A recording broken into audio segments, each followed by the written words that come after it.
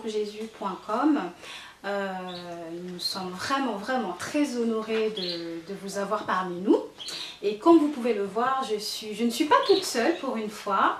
Donc à l'émission Lettres ouvertes à la jeunesse, je suis entourée de plein de jeunes, comme vous pouvez le voir. Donc Noémie, Isaac, Mathéus, Samuel, Ivy et Gabriella.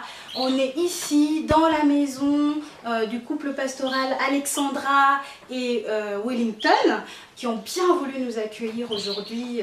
Vraiment, ça nous touche énormément. Donc aujourd'hui, nous sommes là pour vous encourager, vous les jeunes, parce que nous savons que vous pouvez être meilleurs en toutes choses, dans des bonnes choses. Nous savons que vous êtes là, partout où vous serez, partout où vous êtes, vous pouvez apporter un changement, vous pouvez apporter autre chose, par la grâce de Dieu, par la force que Dieu vous donnera. Et nous croyons en vous, nous croyons que vous pouvez accomplir quelque chose, vous pouvez contribuer dans l'œuvre de Dieu. Voilà pourquoi nous sommes là. Et aujourd'hui, nous allons parler d'un thème qui s'appelle « Une vie, un exemple ». Alors pourquoi nous allons parler de ce thème? Parce que tout simplement, en tant que jeune, en tant qu'enfant, en tant que jeune, souvent nous avons besoin de modèles. Nous avons besoin de nous identifier à quelque chose, nous avons besoin de ressembler à quelque chose et nous cherchons des repères souvent. Et donc ça peut être dans notre vie, ça peut être par exemple, surtout ça passe beaucoup à la télévision, quand on regarde la télévision, on voit un footballeur par exemple, on est là, on se dit « Ah mais moi j'ai envie d'être comme ce footballeur » ou « Moi j'ai envie d'être comme ce héros de film » ou je ne sais pas s'il y en a qui regardent des dessins animés ou comme ce personnage, etc. On a tout le temps envie de s'identifier à quelqu'un ou à quelque chose, c'est comme ça, ou quelquefois on a envie d'être comme nos parents aussi, on dit « Ah moi plus tard je serai comme maman ». Ou plus tard, je serai comme papa. Et ça arrive qu'on a envie, voilà, on cherche un modèle. Mais ce que Dieu nous dit, c'est que bien sûr, on peut avoir un modèle et surtout, on trouve en lui, en Dieu, notre modèle parfait. C'est là où on trouve notre modèle. Mais Dieu nous dit aussi que nous-mêmes, nous pouvons être des modèles. Que surtout la jeunesse peut être un modèle. Alors comment est-ce que nous pouvons être ce modèle? Donc, ce qu'il faut retenir, ce que nous devons savoir et ne pas oublier, c'est que Jésus-Christ lui-même a été un enfant. Il a été jeune. Il a été un modèle en tout point et en toutes choses. Et il a grandi en sagesse. Il grandissait en sagesse. C'est-à-dire qu'il faut bien qu'on comprenne, nous, en tant que jeunes, c'est que quand on est jeune, ça ne veut pas dire qu'on est ignorant. Quand on est jeune, ça ne veut pas dire qu'on n'est pas sage.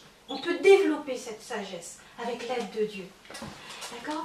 Et dans 1 Timothée, Paul le dit, Paul parle à Timothée, un jeune homme, et lui dit que personne ne méprise ta jeunesse. Sois un modèle pour les fidèles. En parole, en conduite, en amour, en foi, en pureté. Voilà ce que Paul dit.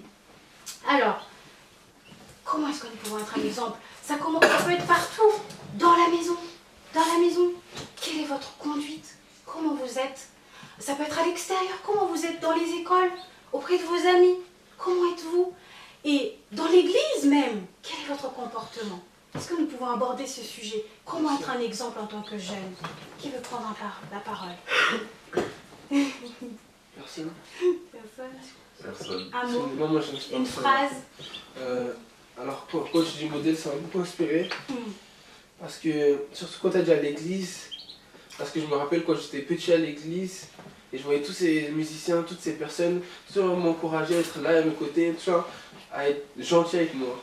Et aujourd'hui, quand je vais à l'église, c'est nous on joue aujourd'hui, et à chaque fois comme je vois ces enfants comme André, des petits comme ça m'incite à, comme Jésus le dit, laissez les enfants venir vers vous, et j'essaie toujours d'être affectueux avec eux, gentil, pour plus tard, je dis, ouais, Isaac, pourquoi il était si gentil avec moi, pourquoi il avait cette chose qu'il puisse témoigner, c'était vraiment de l'amour d'un frère de Christ, et que plus tard, et puis s'ils ont un problème, ils savent que je serai là pour eux, même petit d'âge, 8 ans, ils s'en rendent pas compte, et plus tard, ils s'en souviendront de ces moments que moi je me souviens dans ma jeunesse, et comme modèle, moi j'aime bien prendre Jésus, c'est un exemple tout bête que mon père il me sort des fois, Il me dit dans toutes les situations, si quelqu'un t'embête ou si tu as quelque chose à régler, fais comme tu penses que Jésus aurait fait.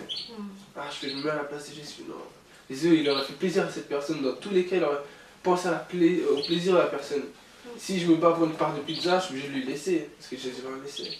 Et pour moi, c'est ça être un modèle, c'est vraiment aller loin, vraiment imiter Jésus à 100%. C'est ça.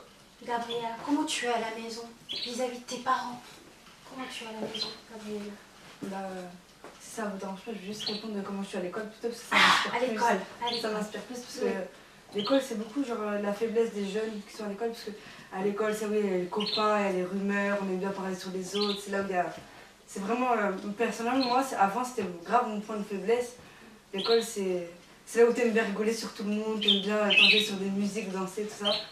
Et vraiment dans ces moments-là, il faut vraiment que tu sois la lumière dans le monde, il faut vraiment que tu sois la personne différente, que tu te mettes à part dès qu'il y a des délires pas bien, des trucs comme ça. Et quand tu vois que tout le monde répond au professeur, faut vraiment que tu baisses la tête, tu te dis laisse le professeur, travaille, c'est pas grave, il faut vraiment que tu sois la différence. C'est grave dur parce que même moi, genre avant, j'aimais bien répondre au professeur, je n'aimais pas me laisser faire tout ça. Tout le temps, je ramenais des croix à ma maman, j'attendais qu'elle lisait la Bible, comme ça. Non, mais c'est vrai, j'attendais qu'elle lisait la Bible, et ça, je me disais, ah bah calme et tout, je vais ramener la croix en douceur et tout. Bon, ça marchait,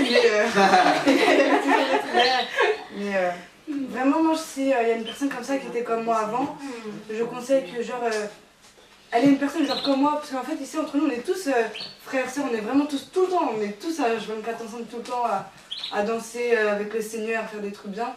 Et on est tout le temps à s'ouvrir les uns et les autres, tout le temps quand il y en a un qui fait bien, on est vraiment tous là pour se motiver, ouais, voilà, on est vraiment tous soudés. Et il faut vraiment que genre, il y ait une personne à l'école, on a toujours au moins minimum un ami chrétien, et il faut vraiment s'attacher avec cette personne et lui dire vas-y viens, je me sens pas bien, vas-y viens, on fait des tours, on va parler de Dieu, on peut vraiment se mettre de côté, rentrer, dire la parole, ou en parler à un ami qui est chrétien, qui va t'aider, qui va te remotiver, qui va te conseiller, tout ça, et vraiment, voilà quoi. Merci beaucoup. Samuel, à la maison, comment es-tu? Je suis moi-même simplement et j'essaie d'être Jésus, d'imiter Jésus. Et je suis simple, je suis humble. Oui. Et voilà. Tu as des petits frères, des petites sœurs? J'ai un demi-frère. Tu as un demi-frère qui est plus petit que toi? Plus grand, mais il vit pas avec moi. Ah, qui est plus grand. Ah ouais. D'accord. Et quelle est ta relation avec tes parents? Compliqué? Non, pas compliqué, mais comme tout parent avec un enfant. Et j'essaie d'être à l'écoute. Oui. Avant j'étais turbulent. Maintenant j'ai pris la sagesse et voilà, j'écoute ma mère et tout se passe bien. Donc, voilà. Et à l'extérieur, Mathéus, comment tu es vis-à-vis de tes amis? Je les invite, des fois, quand il y a des chrétiens, entre guillemets, genre, n'imite pas Jésus, ne fais pas, ne donne pas l'exemple, j'essaie de leur dire, comment dire, de leur Rappeler. de les le réveiller, genre. Mais comment fais-tu pour les réveiller? En fait, quand je vois des choses qu'ils font, quand ils dansent, quand ils sont bien, tout ça, j'essaie de leur dire tu sais, c'est ça, c'est pas bien, tu connais la réalité, tu connais tout ça. J'essaie de leur dire, j'essaie de donner l'exemple aussi, de donner l'exemple, tout le temps. D'accord. Très bien. Noémie? Comment ça se passe à la maison, Noémie? Avec tes grands frères, avec ta grande sœur? Comment ça se passe à la maison, Noémie? Ça se passe bien. Oui. Vas-y. Tes grands frères, est-ce qu'ils sont gentils, tes grands frères? C'est sûr ça, parce que tu regardes, oh là là. Est-ce que tu es sûr qu'il est gentil? Qu'il est à côté de toi, hein? Ils sont gentils. D'accord. Comme ma grande sœur. Même si parfois elle m'énerve, mais bon. Elle a dit la vérité, hein? Elle a dit la vérité.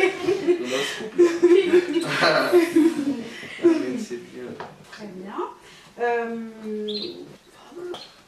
Voilà, est-ce que, je reviens encore par rapport aux parents parce que c'est important, déjà que dès la maison, hein, on commence à montrer l'exemple. Donc tout à l'heure, vous avez bien exprimé cette façon d'être un exemple, mais il ne faut pas oublier, et surtout dans cette société, on oublie beaucoup que nos parents font tout pour nous. Ce qui se passe, c'est qu'on est on est souvent des enfants gâtés, on veut des jeux vidéo, on veut ça, on veut des cadeaux, mais est-ce que nous, on est reconnaissant envers nos parents? Et comment est-ce qu'on montre cette reconnaissance envers nos parents? Est-ce qu'on est vraiment reconnaissant? Est-ce qu'on pense à leur dire merci? Toujours. Est-ce qu'on pense à bien travailler à l'école? Hein, comment est-ce qu'on peut exprimer cette reconnaissance avec nos parents? Parce que nos parents font tout pour nous. Ils travaillent pour nous. Ils payent tout pour nous. Ils sont là et surtout, ils sont souvent là à nous accompagner. Ils sont là, ils nous montrent beaucoup d'amour. Et nous, à notre tour, qu'est-ce que nous faisons pour nos parents? Que faites-vous pour vos parents? Déjà, on montre de l'amour aussi en retour. Comment? En l'écoutant quand elle nous demande un service ou quand on obéit aussi. Ouais, on montre de l'amour en retour. Hein. Amen. Moi, j'essaye toujours de montrer l'amour à mes parents. Même si des fois c'est dur de faire certaines choses, je l'avoue, mais j'essaye d'être au maximum leur plaire. Car en tant que fils de Dieu, à la base, et serviteur de Dieu, on doit glorifier et honorer nos parents. Nos parents, quand je prends l'exemple, on doit les considérer comme des rois et des reines. S'ils nous demandent de faire quelque chose, on est obligé de le faire. Parce que un serviteur ne doit pas désobéir au roi de peur, qu'il le châtie ou n'importe quoi. Là, c'est de même par nos parents. Si on n'a pas la bénédiction des parents, je ne ferai jamais quelque chose. Si on me dit non, je ne fais pas ça avec telle personne, je ne ferai pas. Parce que je sais qu'ils ont un discernement au niveau de sagesse au-dessus du mien. Et c'est comme, entre guillemets, ceux qui me guident, c'est comme un peu mes bergers, mes pasteurs. Et ça a été mes pasteurs avant qu'ils soient pasteurs. Pour que vous compreniez, et c'est ça qui me touche et que moi j'aime bien cette relation avec mes parents. Je sais que je peux leur dire quelque chose, c'est pas je vais leur dire quelque chose, ils vont se mettre sur la défensive, mais comment ça, la Bible dit, non, on va aller sur la table, on va discuter, on va mettre les cartes sur table, je vais leur dire ce qui va pas, et on va mettre ça en prière, et je sais qu'ils sont ouverts et qu'ils vont me guider avec la parole et ils vont m'instruire avec la parole. Ils vont pas venir chercher de l'exhortation, me mettre mal à l'aise, parce que ça ne servira à rien. Et c'est ça, être bien avec ses parents. Ouais. Ivy, qu'est-ce que tu fais pour tes parents? Je te la douce. Je te traduis. Tu peux parler en portugais et on traduit, il n'y a, Je te pas de problème. Parle doucement. Eu tento respeitar, J'essaye de respecter, de mostrar o meu amor de montrer mon amour. e, sobretudo, estudar bem na escola. Surtout, et j'essaye de bien étudier aussi à l'école. Ah, C'est ça. C'est ça. merci beaucoup Ivy. Merci beaucoup. Moi j'avais encore une question. Donc vous me dites que vous êtes dans l'église. Alors on va prendre l'exemple de l'église. Quand vous êtes dans l'église, comment vous vous comportez face à d'autres personnes dans l'église et aussi face à d'autres jeunes qui voudraient venir, etc. ou qui sont déjà dans l'église? Quel est votre comportement dans l'église? Comment vous vous conduisez? On les incite à venir plus souvent, à venir. On se prend pas la tête en fait. On reste nous naturel. Ouais, voilà. On leur montre que c'est grave bien quoi. Voilà, Ouais, des chrétiens. Ouais, que c'est pas parce que en fait, c'est le nom d'une religion que c'est religieux que vraiment. Enfin, parce qu'il y en a, ils sont vraiment genre fixés sur le fait que c'est une religion et que ça veut dire qu'on peut pas rigoler, on peut pas sortir, ça veut dire beaucoup de choses. Mais en fait, non, pas du tout, tout au contraire. Moi je trouve perso c'est même mieux encore parce que t'es avec des chrétiens et tu Encore mieux. rigoles. C'est lourd. On danse tous les dimanches. Nous on va devant avec sa mère. Ouais. On danse, on crie, c'est. Tout ça pour Jésus quoi, donc c'est trop bien. Franchement c'est lourd. Donc Amen. on appelle vraiment tous les jeunes, plus on est nombreux et mieux c'est, tu vois. Mais c'est. Donc c'est cool quoi. Et quand il y a un nouveau chrétien ou un nouveau jeune qui arrive à l'église, enfin moi du coup j'essaie de le considérer comme mon frère. Si je le vois il est tout seul ça, je fais comme viens, j'étais en crise, viens avec nous, reste pas tout seul. comme s'il vient un mercredi ici, il est en train de boire son café tout seul dans la cuisine, je viens, j'essaie au maximum de le rentrer dans le moule, j'essaie de l'intégrer. Comme un gâteau, j'essaie d'intégrer cet ingrédient dans le gâteau pour que ça soit meilleur à la fin. Et c'est ça que j'essaie de faire avec tout le monde, avec à la base Mathéos, quand il est arrivé tout là, il y a longtemps aujourd'hui, c'est frère fort. C'est, tout le monde c'est comme ça. Arrête Samuel, ça c'est une autre histoire, depuis tout petit, on a été toujours là ensemble.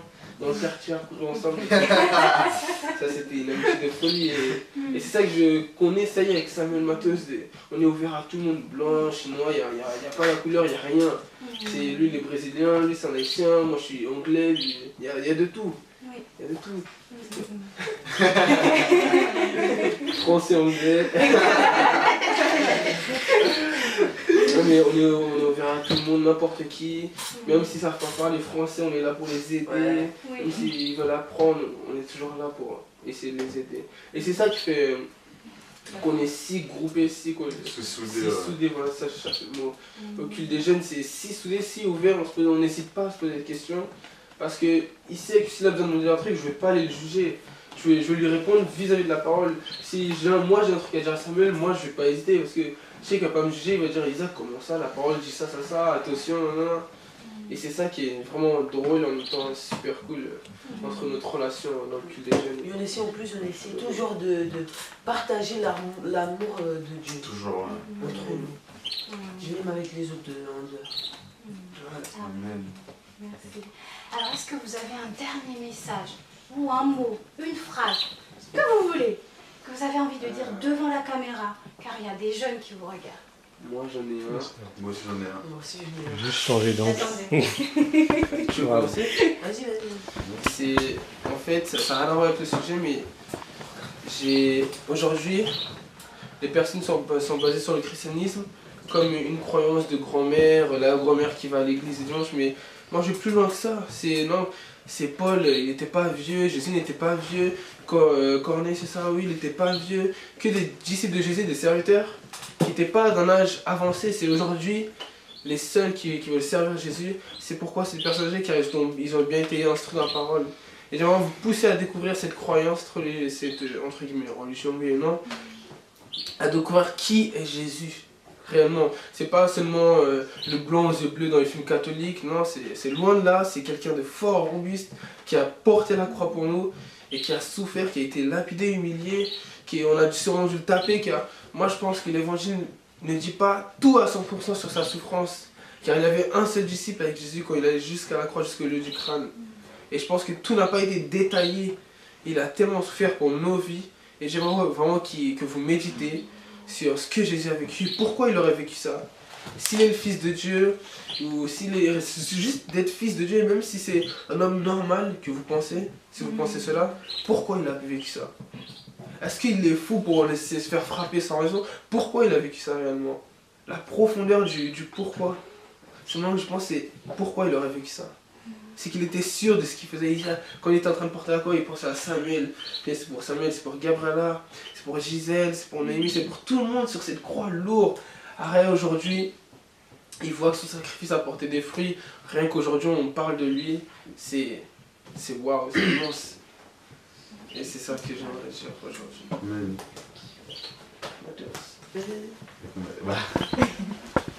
Juste pour vous dire que Dieu vous aime et allez à l'église, quoi. Simplement. Voilà. Oui, c'est ce que j'allais dire. C'est ce que j'allais dire. Amen. Juste essayer d'ouvrir un peu votre vision des choses et aller plus loin que le mot religion, parce que vraiment c'est pas ce que beaucoup de personnes pensent. C'est vraiment au-delà, c'est un grand nom. Et voilà. Amen. Noémie, tu veux dire quelque chose? Yvi, non? Yvi, non? Ça va? Non, pas un message, un petit message? Donc, je te traduis. Tu peux parler en portugais, hein?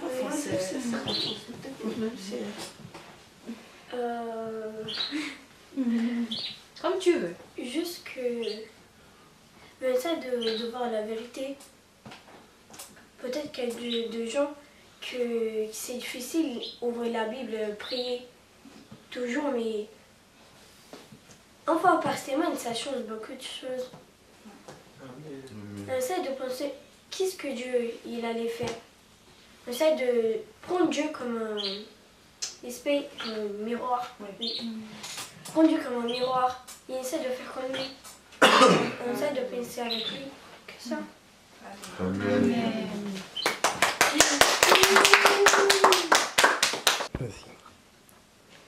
Merci énormément. Alors merci à tous ces jeunes qui ont contribué à cette émission avec tout leur cœur, qui se sont exprimés, qui sont allés jusqu'au bout de leurs pensées. Ils ont été guidés par Dieu. Et nous espérons vraiment que vous allez être touchés par ce qui a été dit aujourd'hui et que vous allez vraiment suivre les conseils de ces jeunes qui sont comme vous. Tout simplement comme vous. Et nous avons vraiment besoin que vous puissiez les écouter, que vous puissiez continuer à partager toutes ces vidéos qui s'adressent à vous aujourd'hui et qui vous parlent. Parce que je suis sûre que ça parle de vous, que ça parle de votre vie. Donc dès aujourd'hui, pensez à en parler autour de vous et n'hésitez pas à nous contacter, n'hésitez pas à nous envoyer ne fût-ce qu'un témoignage sur vous ou sur des personnes que vous connaissez. Vous ne savez pas ce que ça peut faire dans la vie d'une personne. Donc merci énormément de nous avoir suivis et nous vous donnerons rendez-vous à notre prochaine émission. Voilà, merci beaucoup. Au revoir. Au revoir.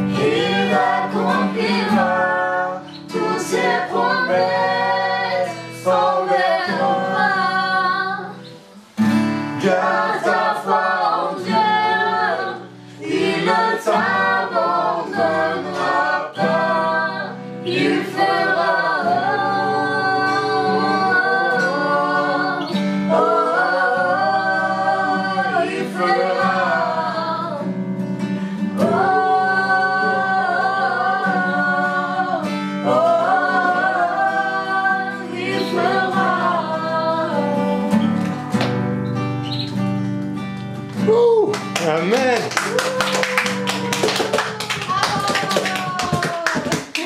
Merci beaucoup.